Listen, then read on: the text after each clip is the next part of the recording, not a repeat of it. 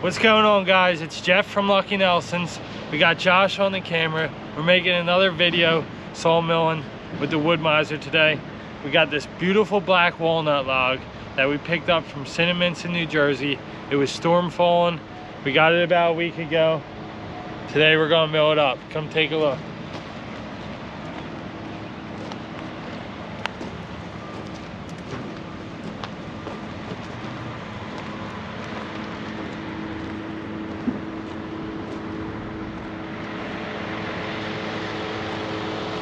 This is the log.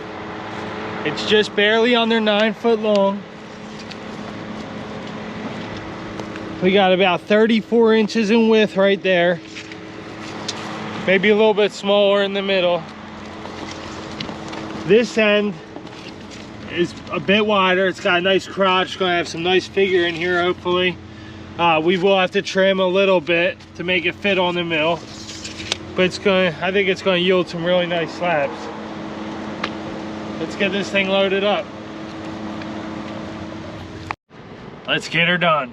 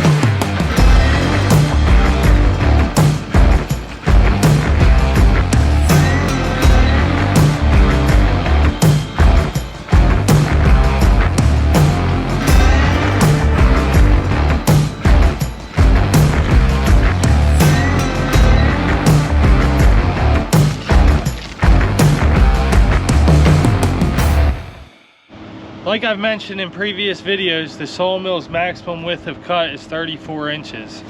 So in this case, I turned the log up so that the widest is facing up and the side that I want to trim down is on top, and I'll cut 34 inches from the bed rail. And that's easy because there's a tape measure on the sawmill, so I'll be able to adjust it to where I need, and I'll be able to get the maximum width cuts out of this log. Here's the tape that I was talking about on the sawmill.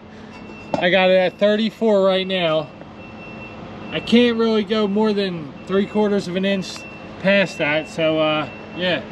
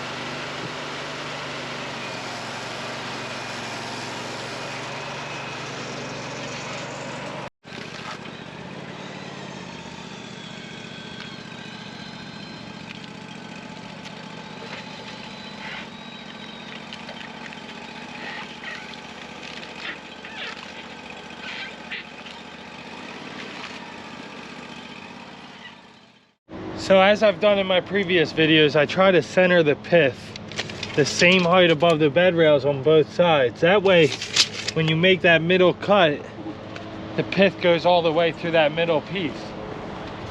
On this log, it's a little difficult because it's a little rotted in there. So I can't really tell exactly where that's at. But this log tapers a bit, that end's smaller. This end's obviously much wider. It looks like I got it positioned how I want it. So yeah, we're gonna start cutting.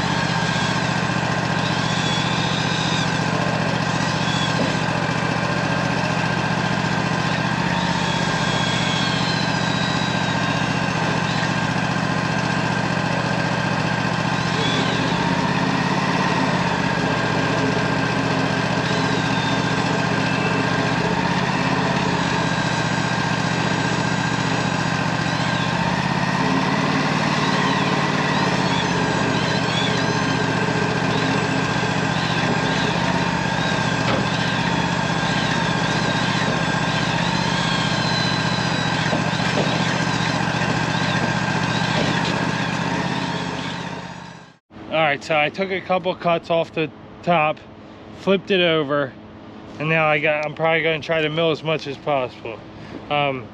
Sometimes when we're trying to max out the width with a log, it can be tough to position it. So that's what we're doing here. You know, we might get jammed here and there when we're coming down because it's a little too wide or a little bit too pushed over to one side or the other. So we're just gonna, you know, to get the maximum width, we're just gonna keep adjusting it when needed.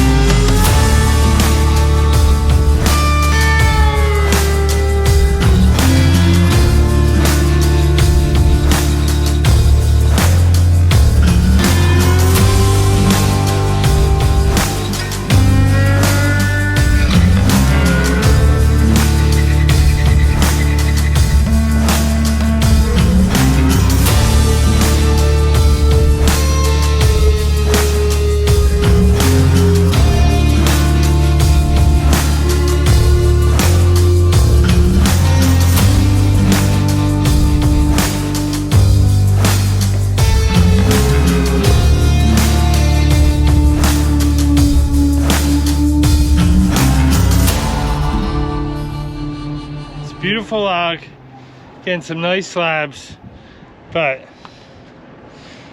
we hit a nail.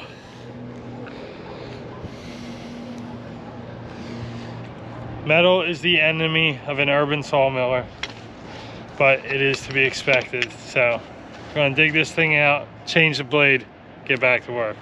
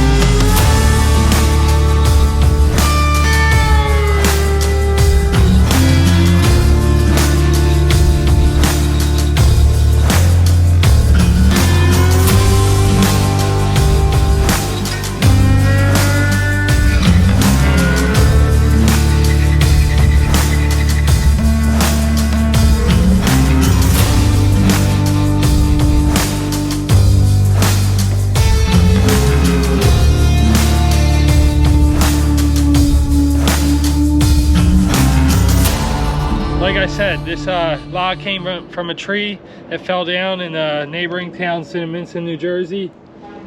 Fell down the storm. We salvaged it. We got to mill it.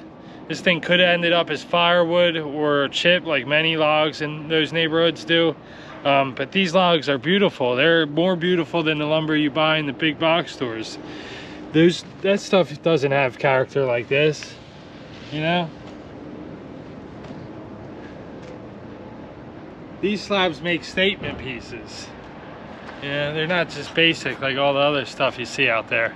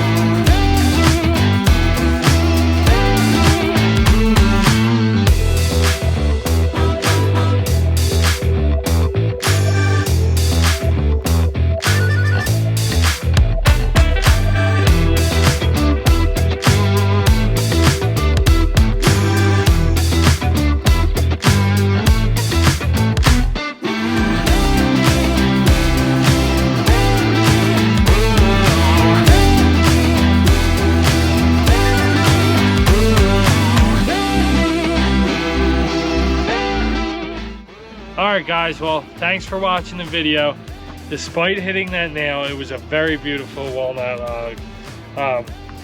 We will let these dry for at least a year, air drying out here, before we throw them in our eye dry vacuum kiln. Then we'll be able to sell them or use them to build tables and bar tops and countertops. If you have any questions about anything we do or why we do it, feel free to ask in the comments. Yeah, thanks for watching our video.